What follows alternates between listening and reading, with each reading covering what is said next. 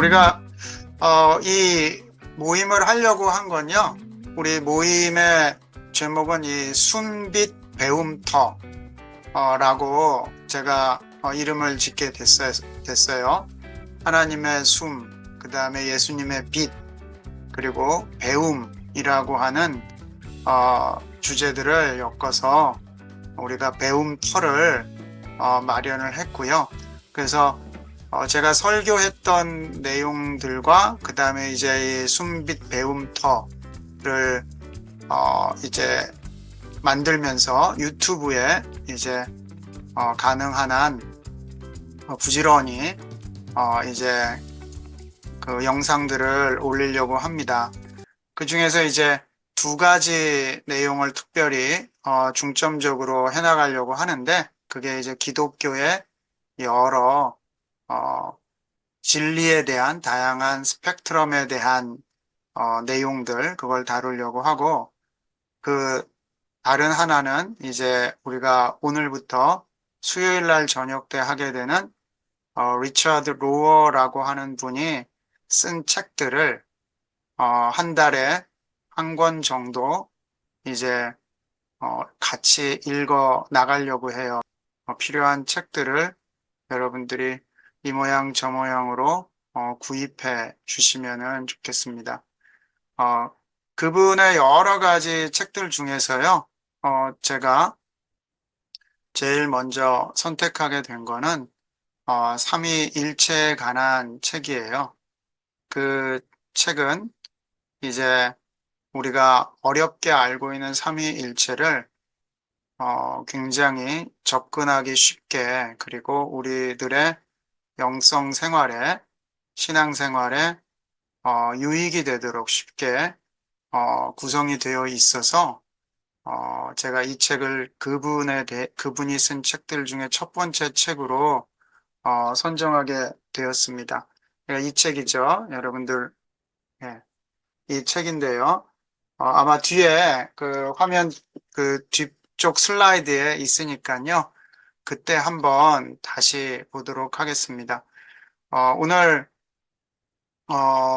다루려고 하는 것은 삼위일체에 관한 건데, 사실 오늘은 그 책의 내용보다도 그 책의 내용에 들어가기 전에 아마도 삼위일체에 대한 배경 지식, 그리고 아마도 삼위일체에 대해서 다루게 되는 가장 그 기본적이며 교리적인 내용들을 오늘은 하게 될 거예요. 그래서 어떻게 보면 제일 기본적이면서도 어려운 내용이다라고 말할 수 있어요. 의외로 이제 그 리처드 로어라고 하는 분은 이 내용들을 두꺼운 그 책에서 풀어서 얘기하거나 스킵하거나 했는데, 우리가 그분의 책을 읽어 나갈 때 가장 배경이 되는 것은 미리 알아볼 필요가 있어서 그분의 책에 직접적으로 담겨지지 않았다 할지라도 오늘 삼위일체에 대한 기본적인 내용을 여러분들과 나누고요. 그 다음에 여러분들에게서 또 피드백을 듣고, 또 여러분들이 또 궁금하신 내용들 같이 대화 나누는 시간을 그렇게 갖도록 하겠습니다. 자, 내용을 보게 되면요. 삼위일체, 신비이자 도전, 이렇게 했어요. 물론 이 저자의 책에서는 삼위일체를 이렇게 좀 교리적으로나 또는 무미건조하게 삼위일체 이렇게 제목을 정하지 않았고요. 하느님과 추물이라고 그렇게 제목을 정했죠.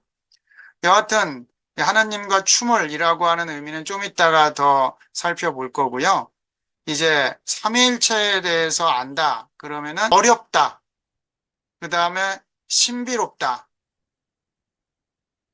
또 굳이 그것을 알 필요가 있겠는가, 뭐 이러한 생각들을 하게 되죠. 그리고 그게 우리들의 신앙생활에 실제로 뭐가 중요할까, 이렇게 생각하게 되죠.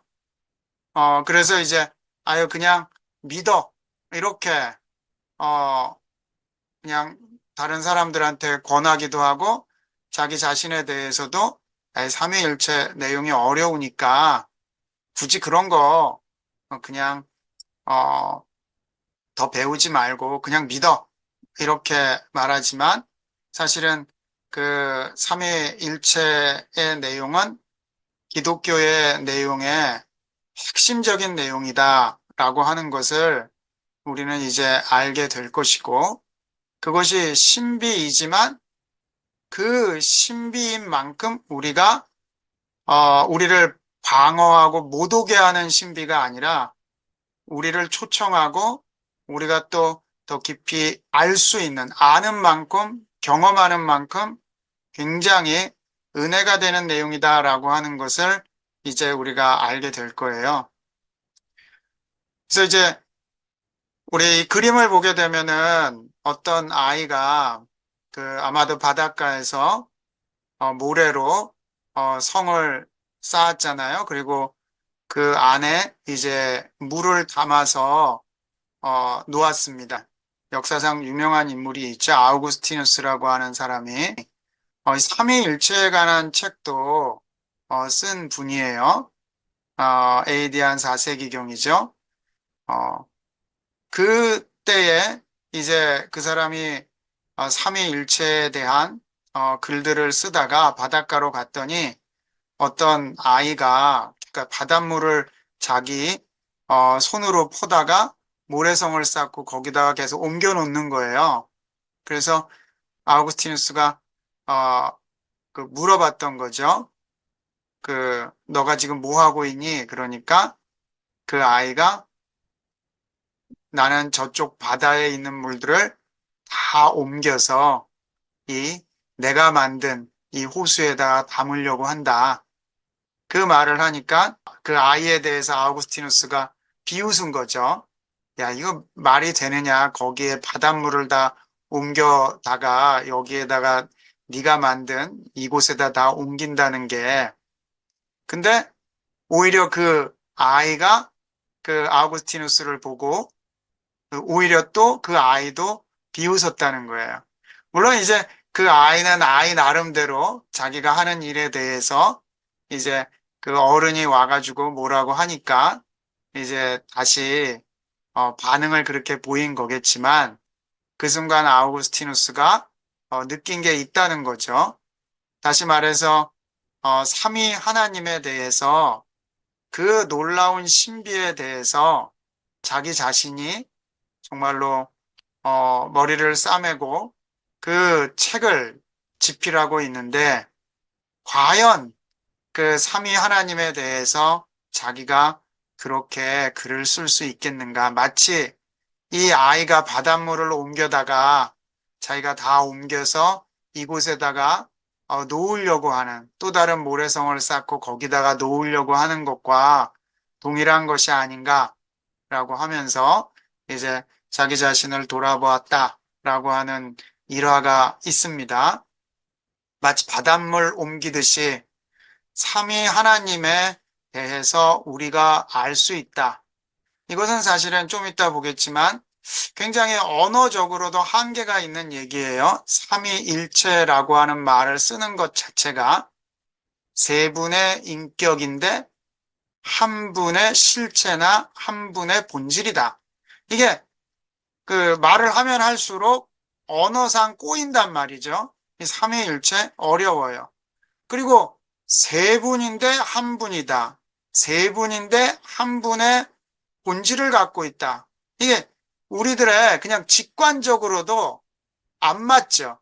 1 더하기 1 더하기 1은 3이어야 되는데 1 더하기 1 더하기 1은 1이다. 라고 하면은 우리들의 직관에 이게 어울리지가 않아요. 그러니까 사실 이게 우리가 할 수 있는 한계인 거죠. 언어적으로도 한계에 있고 또 우리들의 직관으로도 인간의 직관으로도 이해하기가 어려운 내용이다 라고 하는 것을 우리가 인정하지 않을 수 없습니다. 그래서 사실은 학자들의 글을 보게 되면은 또 학자들의 글들도 사실 어렵고 또 본인들이 어떻게 말하는지 또 이 사람들은 알고 있나라고 되묻고 싶은 마음도 생길 정도의 글들을 써요. 그리고 이 삼위일체에 관해서는 또 사실은 아주 풍성하게 그 내용들이 많이 쏟아져 나온 것도 아니에요. 최근에 이제 20세기에 이제 20세기 초엽부터 이제 다시 이제 삼위일체에 대한 관심들이 많이 생겨났지, 그 전에는 그렇게 또 활발했다라고 말하기가 어렵습니다. 자, 좀 전에 했던 말이에요. 신비 가운데도 언어와 이성을 가지고, 다시 말해서 신비롭죠. 삼위일체에 관한 내용이. 우리의 인간의 언어로는 표현할 수가 없겠죠. 우리들의 직관의 성향과 어울리지가 않아요. 우리들의 알량한 지식으로는 이룰 수 없는 깊이가 있어요. 그렇다고 해서 그 하나님의 심형 가운데 그냥 멀리서만 바라보고 그냥 믿어야지 되는 내용라고만 하기에는 이것들이 너무나 놀랍다라고 하는 것이, 알면 알수록 우리들이 그것들에 대해서 더욱더 경외심을 갖게 된다라고 하는 것이에요. 그래서 어, 이 사도 바울이 말한 것처럼 우리가 지금은 거울을 보는 것 같이 희미하나, 또는 지금은 내가 부분적으로 아나, 그쵸? 우리가 삼위일체에 대해서 거울을 보는 것 같이 희미하고 부분적으로 알 수밖에 없지만, 힐라리우스라고 하는 사람이 말한 내용이 있어요. 우리는 손에 넣을 수 없는 것에 도전하고 이룰 수 없는 것을 오르고 말할 수 없는 것을 말할 도리밖에 없다. 우리들에게 언어와 이성을 주셨기 때문에 그 도구를 가지고 그 삼위일체를 우리가 계속 알아가는 것이죠. 언어와 그 다음에 이성이라고 하는 것도 하나님의 선물을 받을 수 있는 완전한 선물로서의 도구가 되지는 않지만, 그럼에도 불구하고 이성과 언어를 가지고 우리가 그러한 것들에 대해서 또 경외심을 가지고 탐구할 수 있다라고 하는 것이죠. 우리는 종교의 심원한 것들을 믿음으로 경배하는 것으로 끝날 것이 아니라 위태롭기 짝이 없는 인간의 언어에 맡겨야지 된다. 다시 말해서 우리가 비록 신비로운 거지만 우리가 인간의 언어로서 그러한 것들에 대해서도 우리가 도전해 나갈 필요가 있다라고 하는 것을 말하고 있는 것이죠. 자, 그러면 이제 삼위일체, 이게 무엇일까? 이 라틴어로는 트리니타스라고 그러죠. 트리니타스. 이 말도 사실은 테르툴리아누스라고 하는 사람이 처음으로 쓴 용어예요. 트리니타스, 삼위일체라고 하는 말도. 그래서 이 뜻은 세 분의 위격. 원래 세 분의 인격이라고 하는 말인데, 하나님에 대해서 쓸 때는 우리나라 말로 말할 때 번역을 위격 이렇게 표현한 거예요. 원래는 영어로는 그냥 three persons라고 하는데, 우리나라 말로 할 때 세 분의 인격 그러면은 조금 그렇기 때문에 위격이라고 하는 단어를 쓰게 되는 거예요. 한자어로. 그 다음에 하나의 본질을 가지고 있다, 계신 분이다. 이렇게 이해할 수 있어요. Three persons, one substance 또는 one essence. 삼위일체다. 우선 삼위일체는 뭐냐라고 했을 때 우선 세 분의 위격이요 하나의 실체다. 이렇게 우선은 이해하시면 좋겠다라고 하는 거죠. 그래서 여러분 이제 여기에 나오는 내용은 좀 어려울 수 있어요. 그러나 쉽게 설명을 드릴게요. 우리가 세 분인데 하나의 본질을 갖고 계시다. 이거 참 이해하기 어렵잖아요. 그랬을 때에 이걸 어떻게 이해할까? 가장 쉽게 말씀을 드리면은 그분들이 세 분이서 어떻게 일하셨느냐, 그분들이 특별히 인간의 구원을 위하여서 어떻게 세 분께서 일하셨느냐, 그 외적으로 이 역사 가운데서 시공간의 제한을 통해서 알 수 있다. 시공간의 제한 속에서 일하신 것을 통해서 알 수 있다. 이것이 이제 경륜적인 삼위 하나님에 대해서 알아간다라고 하는 것이고, 또 하나는 본질적인 이머넌트 방식이라고 하는 내재적 삼위일체. 다시 말해서 어떠한 시공간의 제한과 관계없이 삼위 하나님 사이에서 내적으로 어떻게 서로 간에 교제하시느냐라고 하는 것이죠.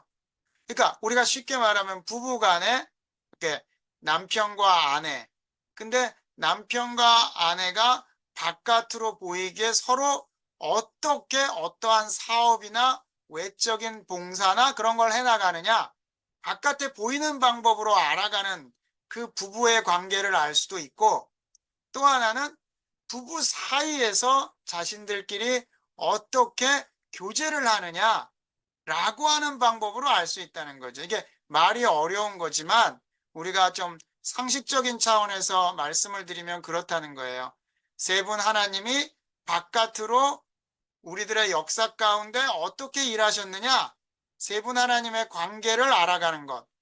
그러나 그분 세 분 하나님 사이에서 어떠한 관계 맺음이 있느냐 라고 하는 측면으로 알아가는 것. 그렇게 구별해 볼 수 있다는 거죠.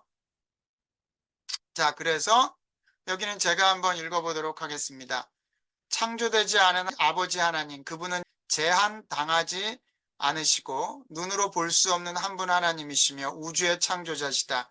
이것이 우리 신앙의 첫째 조항이다. 그리고 우리 하나님의 말씀이며 하나님의 아들이신 우리 주 예수 그리스도, 그분은 때가 무르익었을 때 만물을 그에게로 모으기 위해 인간이 되어 볼 수 있고 만질 수 있는 모습으로 인간들 한가운데로 오셨다.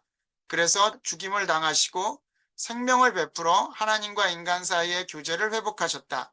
그리고 성령, 그분은 때가 되자 새로운 방식으로 우리의 인간 본성에 부어지셨다. 온 세상을 거두어 하나님 보시기에 새롭게 만들기 위해서 오신 것이다. 그래서 창조주 하나님에 대해서, 구속주 예수 그리스도에 대해서 우리 가운데 생명을 부어주시고 우리 가운데 거하시는 성령님에 대해서 이제 설명한 것이죠. 이레나이우스라고 하는 사람이 이렇게 세 분 하나님의 어떠한 일하신 내용을 강조하고 있습니다. 오늘 드리는 내용이 사실은 어떻게 보면 제일 어려운 내용이 될 수 있을 거예요. 그래서 그렇지만 이 내용을 말씀을 드리지 않으면 앞으로 내용 가운데 계속 반복되어서 나오기 때문에 그때그때 말씀드리는 것보다 한꺼번에 말씀드리고 있는 거기 때문에 조금 어려우시더라도 한번 잘 들어봐 주시면 감사하겠습니다. 자, 세 분 하나님이 어떻게 일할까? 세 분 하나님이 어떻게 일할까? 제가 이렇게 표현해 봤어요. 함께 일하신다. 그러나 세 분 하나님이 함께 일하시지만 어떤 한 분이 두드러지게 일하신다. 이게 이제 삼위일체의 어떠한 경륜적인 그러한 삼위일체의 모습을 보여주고 있다라고 하는 것이죠. 삼위 하나님은 함께 역사하시나 삼위 하나님 중 한 분이 두드러지게 드러나시면서 사역하신다. 그래서 이 말은요, 여기에 좀 주의를 기울일 필요가 있어요. 다시 말하면 우리가 삼위 하나님 중에서 한 분만 일하시는 거야 라고 말하면 위험해지는 거예요. 그리고 삼위 하나님 중에서 각각 일하시는 때가 다 따로 있어 라고 말해도 좀 이상해지는 거예요. 함께 세 분이 일하신다. 우리가 항상 기억해야지 되고요. 그러나 두드러지게 일하시는 분이 있다. 다시 말해서 창조의 일은 누가 주로 하셨죠? 창세기 1장에서 누가 주로 하시냐면 하나님 아버지 성부 하나님이 주로 일하세요. 그렇지만 그 가운데서도 성령과 그 다음에 성자가 일하시는 게 나타나세요. 그렇죠? 예수님이 공적인 사역을 하시려고 세례 요한한테 세례를 받으실 때에 하나님, 성부 하나님의 음성이 들리세요. 그리고 성령 하나님이 예수님한테 내려오세요. 그리고 이 땅 가운데 사역은 누가 주로 하세요? 예수님이 하시죠. 그러나 계속 예수님이 기도하시면서 성부 하나님과 교통하시고 성령의 충만함을 가지고 일하시죠. 그런데 예수님이 더 드러나시죠. 자, 이 땅 가운데에서 현재 사역은 어때요? 예수님이 부활 승천하신 다음에 누가 오셨어요? 성령이 오셨죠. 그래서 성령의 시대다고 말할 수 있어요. 그러나 성부 하나님이 계속 우리들의 기도를 들으시고 예수님이 우리와 항상 함께 하시겠다고 말씀하셨어요. 그래서 함께 일하고 계세요. 그러나 성령 하나님이 주로 드러나신다라고 말씀드릴 수 있죠. 자, 제가 지금 했던 내용이에요. 보게 되면 마태복음 28장 19, 20절에서 이렇게 말씀하세요. 그러므로 너희는 가서 모든 족속으로 제자를 삼아 누구와 아버지와 누구와 아들과 누구와 성령의 하나의 이름으로 세례를 베풀라라고 그랬어요. 그래서 내가 너희에게 분부한 모든 것을 가르쳐 지키게 하라. 다시 말해서 이 모든 제자 삼는 사역 가운데서 아버지와 아들과 성령 세 분 하나님이 함께 하나의 이름으로 세례를 베푸실 것이다 라고 말씀하신 것이죠. 그리고 마태복음 3장 16절 17절에서도 예수께서 세례를 받으시고 물에서 올라오실 때 하늘이 열리고 하나님의 성령이 내려오시고 그 다음에 하늘로부터 소리가 있어서 이 내 사랑하는 아들이요 내 기뻐하는 자라고 말씀하시는 것이죠. 세 분 하나님이 함께 일하시는 것이죠. 또 볼까요? 창세기에 했던 말씀이에요. 태초에 누가 창조하세요? 하나님이 창조하세요. 땅이 혼돈하고 공허하며 흑암이 깊음 위에 있을 때 어느 분이 수면 위에 운행하세요? 하나님의 영이 운행하세요. 그때에 말씀이 있게 돼요. 하나님이 이르시되라고 말씀하시죠. 이 이르시되라고 하는 말씀이 무엇을 가리키느냐 했을 때 요한복음 1장 1절에서 3절을 보게 되면은 바로 태초에 말씀이 있었다라고 말씀하세요. 그 말씀이 곧 예수 그리스도시다라고 요한복음 1장 14절에서 또 말씀하고 계시죠. 그래서 이 삼위 하나님이 함께 창조사역 가운데 역사하신 것을 알 수 있어요. 자, 우리가 예배 후에 축도를 할 때도 보통 이 고린도후서 13장 13절을 주로 인용하죠. 주 예수 그리스도의 은혜와 하나님의 사랑과 성령의 교통하심이 너희 무리와 함께 있을지어다. 이때도 삼위 하나님의 이름으로 축원을 하죠. 베드로전서 1장 2절에서 곧 하나님 아버지의 미리 아심을 따라 성령이 거룩하게 하심으로 순종함과 예수 그리스도의 핏부림을 얻기 위하여 택하심을 받은 자들에게 편지한다. 이거를 우리들은 그냥 쉽게 생각해서 하나님이 축복하셨어 라고 말하지만 성경에는 바로 삼위 하나님의 각각의 어떠한 그 일들, 하나님의 성부, 성자, 성령의 그 역사들을 함께 말하고 있는 것이죠. 여러분들 이제 가장 그 어려운 내용들을 다 통과해 오셨어요. 이제 우리가 그럼 이제 그 삼위 하나님의 어떠한 우리들 가운데 역사하시는 내용들, 또 그분 안에서 어떻게 그분들이 역사하시는지를 생각해 볼 필요가 있는 거죠. 성경을 통해서. 우리 여러분들이 세 분 하나님은 딱 그게 다가오는 느낌이 있어요. 세 분 하나님은 서로 사랑하신다. 이게 느낌이 다가오나요? 그거를 느끼는 것이 굉장히 중요해요. 이 세 분 하나님이 그냥 자기 할 일 하신다. 이렇게 생각하시는 정도로 세 분 하나님 삼위일체에 대해서 알고 있고 삼위일체를 교리적으로만 딱딱하게 알고 있으면 우리들의 신앙 자체도 굉장히 딱딱해질 가능성이 되게 높아요. 굉장히 중요해요. 자, 그래서 칼 라너라고 하는 신학자가 삼위일체라고 하는 책을 썼는데 이분이 이런 말을 했어요. 그리스도인들은 진짜 실질적인 신앙의 생활에 있어서는 대개는 유일신론자들처럼 모노티이스트, 그러니까 유일신론자들처럼 생각하고 행동한다라고 하는 거예요. 여러분들은 어떠세요? 정말로 내가 삼위 하나님에 대해서 그냥 하나님 한 분으로만 생각하세요? 아니면 삼위 하나님으로 생각하세요? 그러니까 이게 굉장히 중요해요. 교회 생활할 때도 이제 앞으로 얘기하겠지만 교회 생활할 때도 삼위 하나님으로 생각하는 것과 실질적으로는 그냥 유일신자라고 유니테리안처럼 생각하는 것과는 차이가 많아요.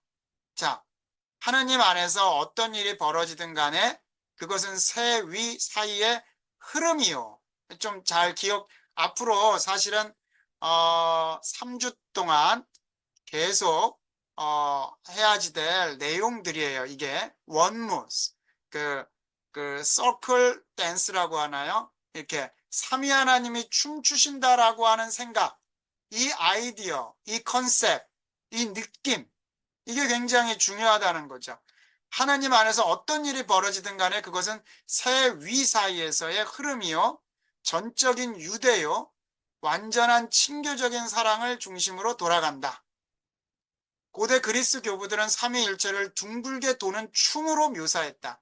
우리는 세 분 하나님이 딱딱하게 계시는 분으로 생각하지만 그분들이 춤추는 분으로서 생각하는 것이 굉장히 역동적이다. 우리가 세 분 하나님을 그냥 서서 또는 사무실에서 그냥 딱딱하게 일하시는 세 분 하나님이 아니라 바로 그 세 분 하나님 자신이 굉장히 역동적으로 역사하고 있다라고 하는 것을 아는 게 굉장히 중요하다는 거죠. 이 춤은 6,000년 전, 아니 6,000년 전의 6배 이전, 아니 인간이 처음으로 시간을 알았을 때부터 시작하여 계속되고 있다. 사랑의 무한한 흐름은 끊임없이 계속되고 있다. 우리가 어떠한 부부들을 알 때 그 부부들의 가운데서 두 명 사이라 할지라도 사랑이 넘쳐나는 거가 느껴질 수 있죠. 그 집안의 모습, 그 부부가 어떠한 일들을 하는 걸 통해서. 자, 그럼 우리가 하나님, 삼위 하나님을 딱 봤을 때, 삼위 하나님이 그분들 안에서 계속해서 사랑의 흐름이 있다라고 하는 걸 느끼는 게 굉장히 중요하다는 거예요. 삼위일체의 사랑으로 이루어지는 원형의 흐름은 밤낮으로 계속되어진다. 원자보다 낮은 단위의 입자 안에서 엄청난 속도로 돌아가는 이 규칙적이고 질서 잡혀 있는 과정은 그것이 지닌 역동성을 드러내준다. 우리가 옆에 그 그림들을 한번 이미지들을 갖고 와봤어요. 삼위 하나님이 이렇게 역동적으로 춤추듯이 함께 하신다라고 하는 것을 기억할 필요가 있다라고 하는 것이죠. 우리가 창세기 18장 1절에서 18절에 보게 되면 아브라함의 장막에 방문한 그 세 분, 세 천사를 우리가 그 천사의 이야기를 알고 있어요. 여호와께서 마므레의 상수리 나무들이 있는 곳에서 아브라함에게 나타나셨다. 여호와께서 나타나셨다. 라고 말씀하고 있죠. 그냥 성경은 세 분이다라고 말하고 있어요. 장막문에 아브라함이 앉아 있다가 눈을 들어 보았는데 사람 셋이 맞은편에 서 있더라. 아브라함이 그들을 보고 장막 문으로 달려가서 영접해서 몸을 땅에 굽혔고 그 다음에 내 주여 내가 주께 은혜를 입었사오면 원하건대 종을 떠나 지나가지 마시고 물을 조금 가져오게 하사 당신들의 발을 씻기시고 나무 아래에서 쉬소서. 내가 떡을 조금 가져오리니 당신들의 마음을 상쾌하게 하신 후에 지나가소서. 당신들이 종에게 오셨음이니이다. 그들이 이르되 네 말대로 하라. 아브라함이 급히 장막으로 가서 사라에게 속히 고운 가루 새 스와를 가져다가 반죽하여 떡을 만들라 하고, 아브라함이 또 가축대 있는 곳으로 달려가서 기름지고 좋은 송아지를 잡아 하인에게 주니 그가 친히 요리한지라. 아브라함이 엉긴 젖과 우유와 하인이 요리한 송아지를 가져다가 그들 앞에 차려놓고 나무 아래에 모셔섬에 그들이 먹으니라. 이 여호와께서 나타나셨다. 근데 사람 셋이었다. 또는 이것을 새 천사다. 이렇게 표현하기도 합니다. 이것에 대해서 안드레 류블로프라고 하는 사람이 1425년에 이제 이것에 대해서 그림을 그렸어요. 예전에 이제 우리가 동방정교회 쪽에서는 기독교의 한 큰 부류인데, 그쪽에서는 이렇게 성화들을 그려서 이콘이라고 하는 거를 그려서 글을 모르는 사람들에게 하나님에 대해서 알릴 뿐만 아니라 이것들을 자세히 살펴보고 있으면 그 가운데서 하나님을 느끼도록 하게 하기 위해서 이러한 그림들을 많이 그렸어요. 이제 기독교, 우리가 가지고 있는 서방 기독교, 이제 나중에 설명을 할 텐데, 로마 중심으로 했던 서방 기독교 쪽에서는 이러한 그림을 통한 묵상에 대해서 굉장히 거부감을 갖게 되었지만, 사실 오늘날의 기독교 가운데도 많이 그림이나 십자가를 걸어 놓는 것들, 그러한 것들을 묵상할 때에 그 어떠한 은혜들을 경험하게 되지요. 자, 이 세 그림들을 보게 되면은 가운데 있는 분이 성자 예수님을 상징하고, 이 왼쪽에 있는 분이 성부 하나님을, 그 다음에 오른쪽에 녹색 가운이 성령 하나님을 상징을 해요. 그래서 황금색의 그것은 무언가 완전성, 충만함, 온전함을 의미하고, 가운데 있는 이 파란 가운을 걸친 분은 이제 그 성자 하나님으로서 마치 바다와 하늘이 서로 반사해 가지고 파란색을 띠는 것과 같은 모습을 상징을 해요. 그래서 하나님이시면서 인간이시다라고 하는 신성과 인성을 함께 상징을 하죠. 그래서 아래에 보게 되면 가운데 사람이 손가락 2개를 가리키고 있는 것, 이러한 것은 신성과 인성을 상징한다라고 해석을 해요. 그리고 오른쪽에 보면은 녹색 가운을 입었다라고 하는 것은 어떠한 비옥함과 어떠한 생산력들을, 덕과 힘과 생명을 상징을 해요. 그래서 성령의 생명력을 상징을 하고, 그 다음에 그 손가락을 보게 되면 뭔가 네모난 어떠한 그 모양을 손가락을 짚고 있는데, 그것들은 세상을 향한 그 거룩한 희생을 통한 구원의 그 방경들을 상징한다라고도 해석을 해요.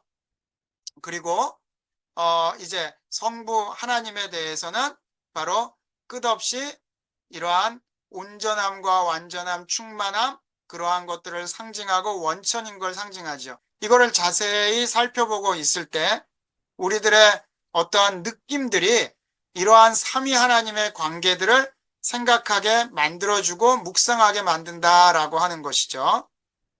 자, 여러분 이제 이러한 좀 전에 그림들은 뭐냐 하면은 누군가를 초대하는 식탁의 느낌을 갖게 되고, 신성한 우정의 거울이 다시 신성한 우정의 거울에 다시 자리를 잡는 것, 그러한 것들을 상징하고, 무엇인가 선한 그 삼위 하나님의 원초적인 그러한 오리지널 블레싱을 상징하고, 그 자리에 무엇인가 열린 식탁으로서의 우리를 초대하는 것들을 보게 돼요. 그래서 이것을 아까 말했던 원무, 서클 댄스, 그래서 페리코레시스라고도 말하죠. 서로 엮어진 관계, 하나님과 서로 간의 엮어진 관계들을 상징한다라고 볼 수 있어요.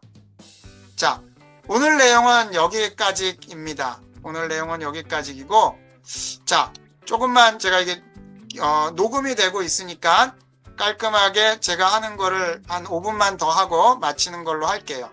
그래서 함께 읽을 책이에요. 이게 삼위일체의 최고 무용수와 춤을, 하나님과 춤을.